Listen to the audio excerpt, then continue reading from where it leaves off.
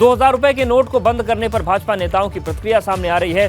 भाजपा नेताओं का कहना है कि केंद्र सरकार के फैसला ऐतिहासिक है, क्योंकि जिन लोगों ने 2000 के नोट काले धन के रूप में जमा किए थे उनको अब झटका लगने वाला है। रिजर्व बैंक की क्लीन नोट पॉलिसी के तहत ऐसा किया गया है, क्योंकि हर 5 साल में नोट बदले जाने चाहिए, साफ सुथरे नोट, ताज़े नोट मार्केट में आना चाहिए, तो इसका कोई नुकसान नहीं होगा बल्कि फ़ायदा होगा। हाँ, जिन लोगों के पास काला धन है हो सकता है कि उनको कोई नुकसान हो। कई लोगों के नोट सड़ गए, कई लोगों के नोट जमीन दोज हो गए, कई लोगों ने उस समय नदियों में बहा दिए। वो रिकॉर्डेड नहीं थे, कहीं रिकॉर्ड नहीं था उसका, तो कोई ऐसी बात तो हुई नहीं। लोगों ने सराहा। उसके बाद आपने देखा कि लोग कहते थे कि अगले इलेक्शन का नतीजा बड़ा ख़राब जाएगा। जो 2014 में हमारी सीटें आई उससे काफ़ी बढ़ के हमारी 2019 में आई। भाजपा का कहना है कि नोट बंद करने का फैसला सही है, मगर कांग्रेस इस पर सवाल उठा रही है। को दिक्कतें आने वाली हैं, बड़े लोगों को कोई परेशानी नहीं होती। पहले भी जब नोटबंदी हुई थी सबने उसका नतीजा देखा है। सबसे ज़्यादा परेशान आम आदमी हुआ, और कोई भी इकोनॉमिस्ट, मैं सुबह से कई लोगों से मेरी बात भी हुई, कल लोगों के मैं वीडियोस भी देख रहा हूँ, कोई भी इससे सहमत नहीं है। मतलब 2000 रुपये का नोट बंद करने का कोई औचित्य समझ में किसी के भी नहीं आ रहा है, क्योंकि जब काले पैसे की बात, धन की बात आ रही है तो उसमें 500 का नोट भी उतना इन्वॉल्व है, बल्कि ज़्यादा 500 के नोट के फेक करेंसी ज़्यादा पाई गई है, 2000 की फेक करेंसी कम पाई गई है। हरिद्वार पहुंचे कांग्रेस नेता प्रमोद कृष्णम का बड़ा बयान सामने आया। उन्होंने कहा, अगर भाजपा को हराना है तो विपक्ष को पीएम मोदी से बड़ा चेहरा चाहिए। तो अब सवाल यह है कि बड़ा चेहरा प्रमोद कृष्णम की नजर में कौन है। हालांकि प्रियंका गांधी की वकालत वो करते रहते हैं, लेकिन उन्होंने यही कहा है कि अगर भाजपा को हराना है तो प्रधानमंत्री नरेंद्र मोदी से बड़े चेहरे की जरूरत विपक्ष को है।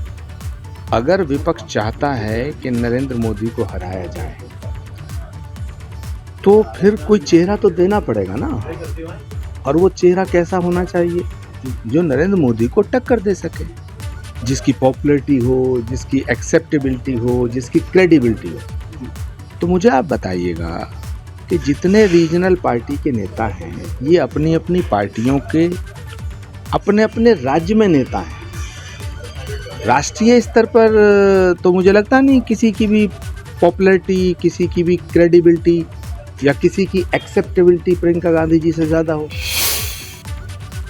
उत्तराखंड में सरकारी जमीन पर बने धार्मिक स्थलों को हटाने की कार्रवाई जारी है। कुछ रोज के भीतर 288 अवैध मज़ारों को तोड़ा गया, वहीं 41 मंदिरों पर कार्रवाई हुई है। सीएम धामी का कहना है कि उत्तराखंड में धर्म के नाम पर अतिक्रमण नहीं होने दिया जाएगा।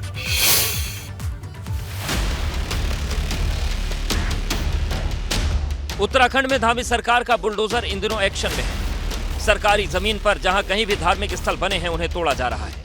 लैंड जिहाद के खिलाफ मुख्यमंत्री का संदेश साफ है कि पहाड़ पर किसी को भी अतिक्रमण की इजाजत नहीं मिलेगी।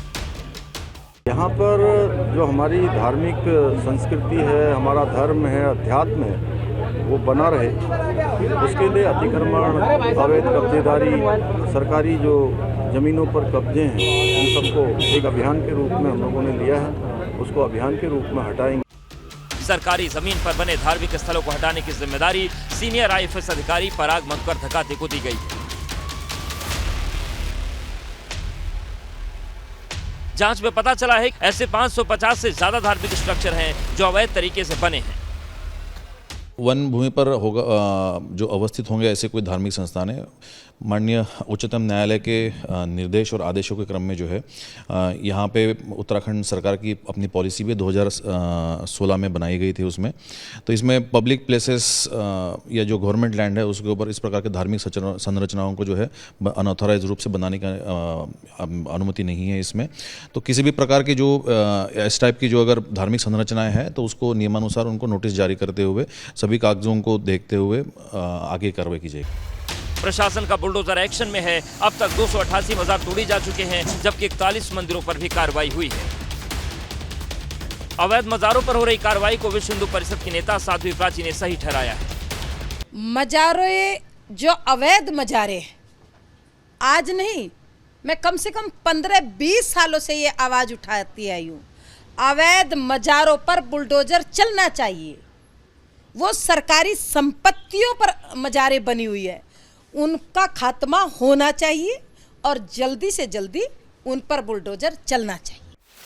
अभी कुछ रोज पहले नई टिहरी के मोलधार में सरकारी जमीन से कब्जा हटाया गया था। अवैध तरीके से बनाए गए धार्मिक स्थल को प्रशासन ने जेसीबी से तोड़वा दिया था। इसके साथ रामनगर, विकासनगर, हरिद्वार समेत कई जगह पर कार्रवाई हो चुकी है। एबीपी गंगा के लिए देहरादून से अजीत सिंह राठी की रिपोर्ट। उधर चंपावत में सिंचाई विभाग की जमीन पर अतिक्रमण का मामला सामने आया था, जिसे प्रशासन ने तोड़वा दिया है। प्रशासन ने जेसीबी सरकारी जमीन पर बनी मजार को तोड़वा दिया। तो देखिए चंपावत की तस्वीर है, जहां पर अतिक्रमण किया गया था, सरकारी जमीन पर मजार बना दी गई थी और जेसीबी लगाकर इस अवैध निर्माण को तोड़ दिया गया। तो मुख्यमंत्री ने सीधा कहा है कि धर्म के नाम पर अवैध अतिक्रमण नहीं होने देंगे। थाना बनबसा का ये पूरा मामला है, जहां पर अवैध तरीके से मजार बनाई गई थी, इसे तोड़ दिया गया। वहीं रामनगर में अतिक्रमण को प्रशासन सख्त नजर आ रहा है। जहां पर भी अतिक्रमण है उसे हटाने की मुनादी की जा रही है। लोगों से कहा गया है कि 3 दिन के भीतर सरकारी जमीन खाली कर दें। बताया जा रहा है कि इस इलाके में करीब 15,000 की आबादी है जो अतिक्रमण की जद में है।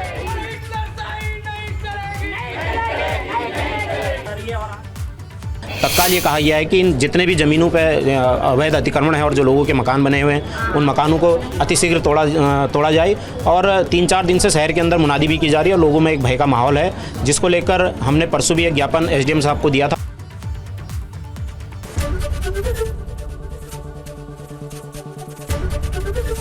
एबीपी गंगा, खबर आपकी, जुबान आपकी।